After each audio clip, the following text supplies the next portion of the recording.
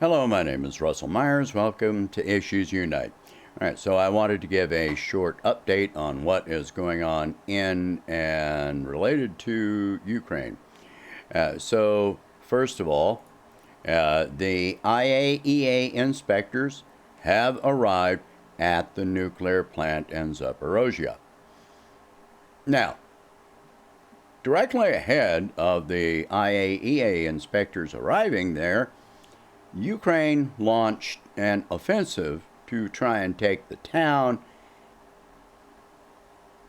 and there was an attempted commando raid to try and seize the nuclear plant. That was repelled. I think 12 of them were captured. 3 were injured. 2 seriously. Doctors are trying to save them. Russian doctors are trying to save them. Trying to save the Ukrainian commandos. All of this brings up a very big question. If you want these inspectors to get there to the plant, well, first of all, this is going to put the inspectors at immediate risk. And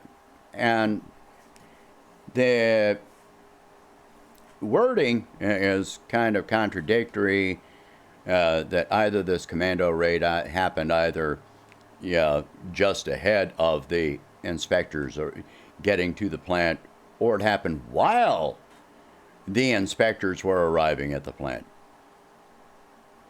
No matter what, why would you do this right now? Wouldn't you want to arrange a ceasefire, to allow those inspectors to get there safely and see the conditions that you claim are happening there? This sounds like they were trying to seize the plant and eliminate any evidence there. That's what it sounds like. Why now? Why would you do this now?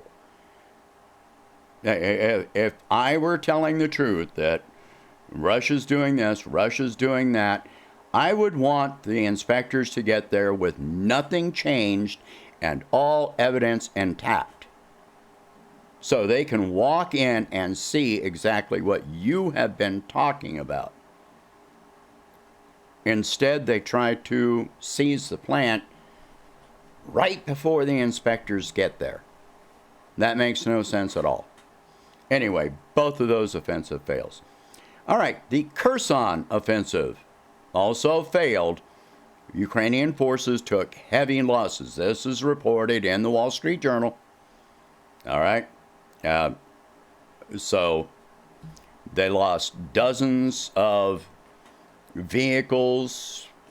Dozens of armored vehicles, artillery,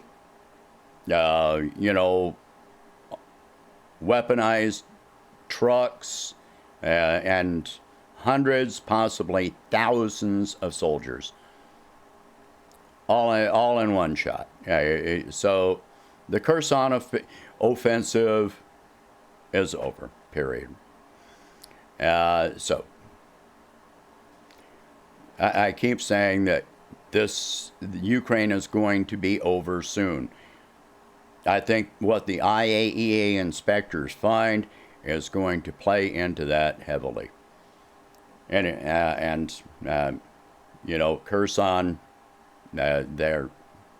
Ukraine is running out of equipment, running out of soldiers. They just don't have anybody left. It doesn't matter how much equipment you keep pumping into the country if you don't have anybody to operate the equipment. I don't care what kind of weapons you send, you've got to have people to operate it.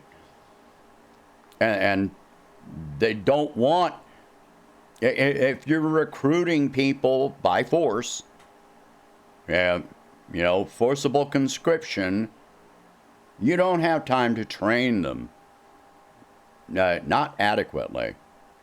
And they've lost so many of their officers and experienced soldiers, and all they've got left is people that don't want to fight. All right, German Foreign Minister Baerbock says they will continue to support Ukraine no matter what German voters think.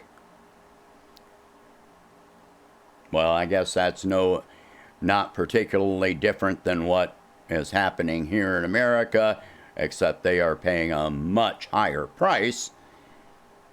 They are experiencing across Europe hyperinflation at this point. I'll get into that in a different thing on economics. All right, not directly related to Ukraine, but it's relevant. The British aircraft carrier, the HMS Prince of Wales, hours into going out on some maneuvers, it was crippled by the propeller shaft, froze up or warped because of lack of oil lubrication. Look, I've got an oil sensor in my car for decades. You know, your car has had an oil level sensor. So they couldn't install a sensor on a propeller shaft. This thing was only launched a year and a half ago. It's only spent 87 days at sea, and now these repairs are going to be extremely expensive and take a very long time. That. All right. All 400 or so U.S. Boeing CH-47 Chinook helicopters are grounded.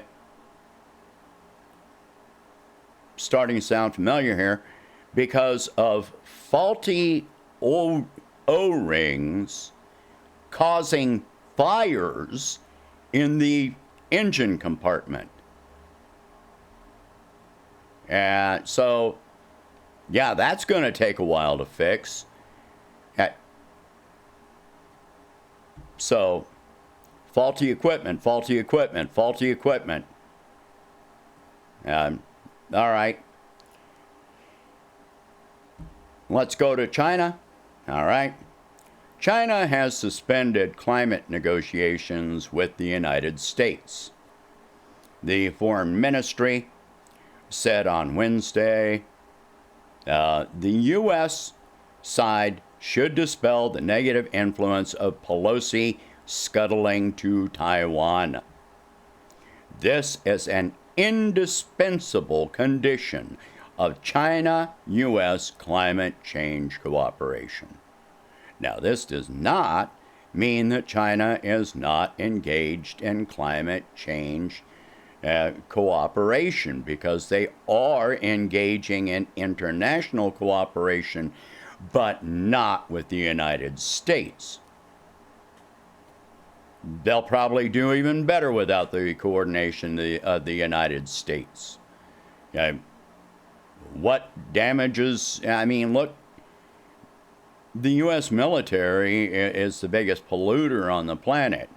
The wars that we are engaged in damage the planet. All this, production of shale oil and fracking and gas, all of this stuff, this does climate damage. What are they coordinating with? They're trying to move ahead of us on, climate. They even had, rolling blackouts for a little while because they were not meeting their environmental goals. This is, yeah, coordinating with the United States doesn't mean anything anymore. We're not a leader in any of this. So anyway, that is it for the war update with Ukraine and China for the moment. We're going to have to wait and see what transpires today and from here. If anything significant changes, then I'll be making another video as it happens. All right, so please share this video. Talk about these subjects. If you can, please donate whatever you can to help expand this channel and my presidential campaign. And I will catch you in the next one. Thank you for watching.